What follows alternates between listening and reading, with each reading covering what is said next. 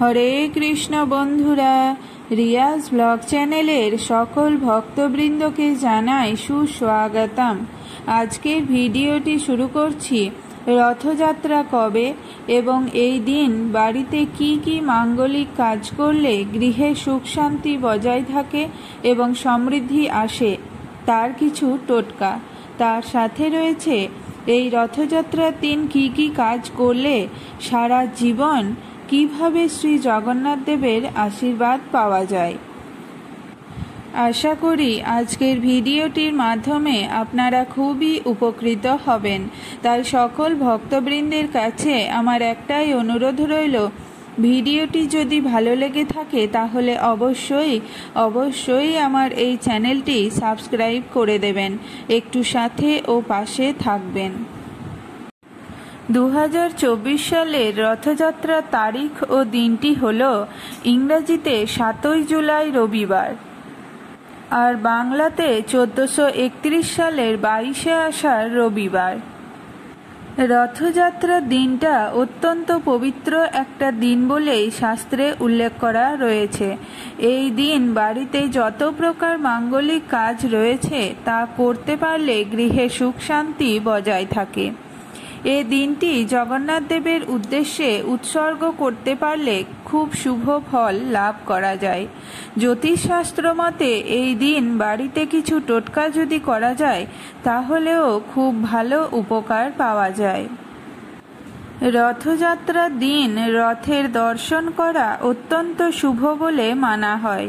এই দিন রথের রশি অর্থাৎ রথের দড়ি ধরে টানা খুব শুভ লক্ষণ।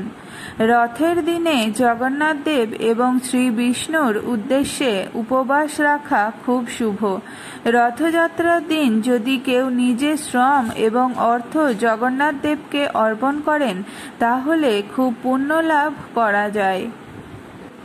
রথের দিন একটা নতুন তামার বা পেতলের বাটিতে কিছুটা আতপ চাল, এক টুকরো হলুদ, একটা 1 টাকার কয়েন এবং একটা কড়ি জগন্নাথ দেবের সামনে রেখে দিতে হবে। তারপর উল্টো রথের শেষ লগ্নে সেই বাটি সহ সব সামগ্রী কোনো মন্দিরে দান করে দিতে হবে। রথের দিন জগন্নাথ দেবের গলায় 108টি তুলসী পাতার মালা পরাতে হবে।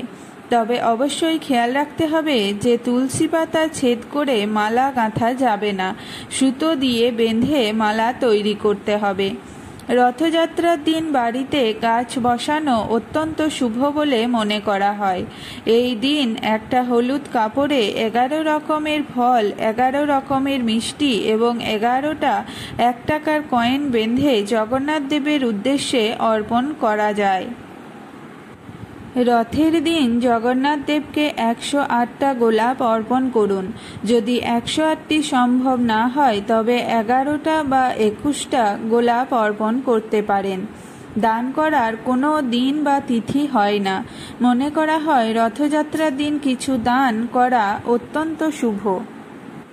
রথযাত্রা অত্যন্ত একটা পবিত্র দিন বলেই শাস্ত্রে উল্লিখিত রয়েছে। তাই এই দিনটিকে ধর্মপ্রাণরা যথেষ্টই গুরুত্ব সহকারে দেখেন।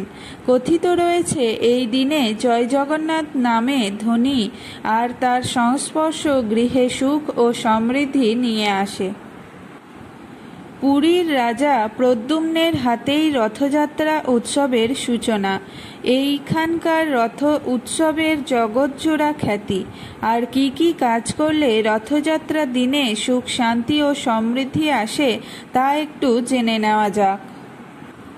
বলা হয় রথ দেখলে নাকি আধ্যাত্মিক জ্ঞান বৃদ্ধি পায়, চিত্ত শুদ্ধি ঘটে, এমনকি প্রকৃত মানসচক্ষু দৃষ্টি আরও প্রসারিত হয়।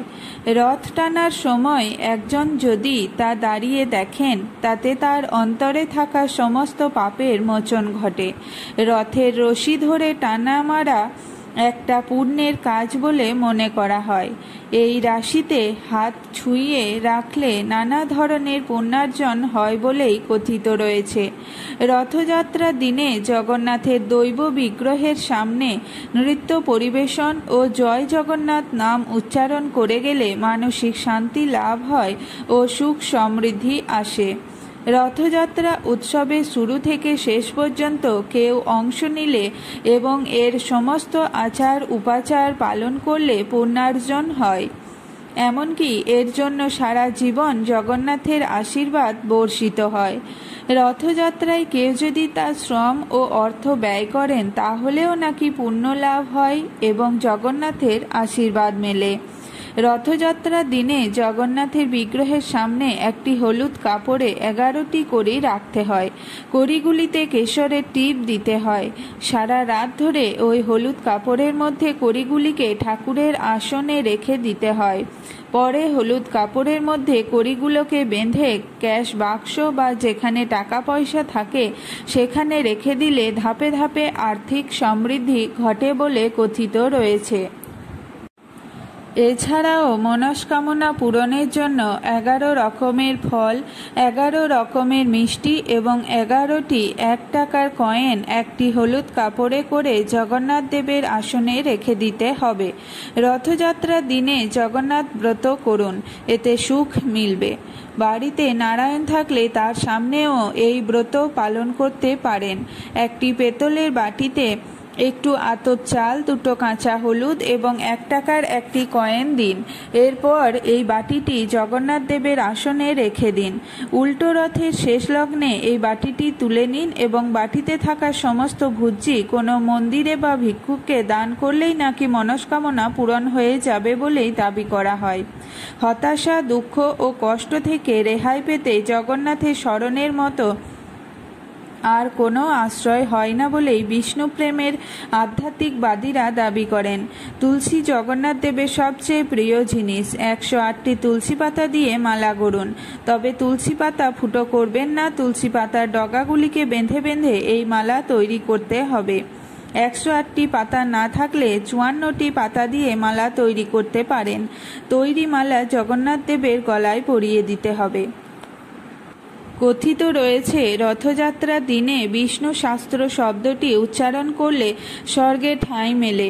রথের সামনে মাটিতে দণ্ডি কাটলে এবং রথে মাথা ঠুকলে স্বর্গসুখ যেমন নিশ্চিত হয় তেমনি দেব্য অনুগ্রহ মেলে বলেও দাবি করা হয়। আষাঢ় মাসের শুক্লপক্ষ দ্বিতীয়া তিথিতে মেতে উঠেছে গোটা দেশ। পুরীর রথযাত্রা উৎসব তো গোটা বিশ্বে বিখ্যাত। এর পাশাপাশি দেশের বিভিন্ন স্থানেই রথ টানার রীতি রয়েছে। কলকাতার ইস্কনের মন্দিরের রথের শোভাযাত্রা হয় নজরকাড়া। তাছাড়া রথযাত্রার এই দিনটিকে অত্যন্ত পুণ্যবান দিন বলেই মনে করা হয়। পুরীর শ্রীক্ষেত্র দর্শনের নাকি স্বর্গ প্রাপ্তি হয়। রথের রাশিতে টান দিলে ইহকাল পরকালের সমস্ত বিপত্তি কেটে যায়। ধর্মীয় বিশ্বাস অনুযায়ী রথের রশি স্পর্শ করলে পুনর্জন্মের কষ্ট সহ্য করতে হয় না। এই শুভ দিনে বাঙালির শ্রেষ্ঠ উৎসবের শুভ দুর্গাপুজোর সূচনা শুরু হয়, অর্থাৎ খুঁটি পূজা করে শুভ সূচনা হয়। তাই জেনে নিন কি কি কাজ করলে আপনার সঙ্গে সারা জীবন থাকবে শ্রী জগন্নাথের আশীর্বাদ। এই দিন শুভ কাজের আরম্ভ করা অত্যন্ত লাভদায়ক। গৃহপ্রবেশের দিন হিসেবে রথের দিনটি অত্যন্ত শুভ। গৃহপ্রবেশের মতোই ভিত পুজোর দিন হিসেবেও এই দিন অত্যন্ত শুভ। ইদানিং কলকাতা সহ রাজ্যের বিভিন্ন বড় বারোয়ারি দুর্গাপুজোর খুঁটি পুজোও এই দিন করা হয়। রথের দিন বৃক্ষরোপণ করা শুভ। এই দিনে গাছ পুঁতলে অত্যন্ত পুণ্য লাভ হয়। এই দিন দান ধ্যান করুন, এতে অপরিসীম পুণ্য লাভ হয়। যে কোনো পুণ্য তিথিকে গঙ্গা স্নান করলে পুণ্য লাভ হয়। সেই মতো রথের দিনেও গঙ্গা স্নান করতে পারেন।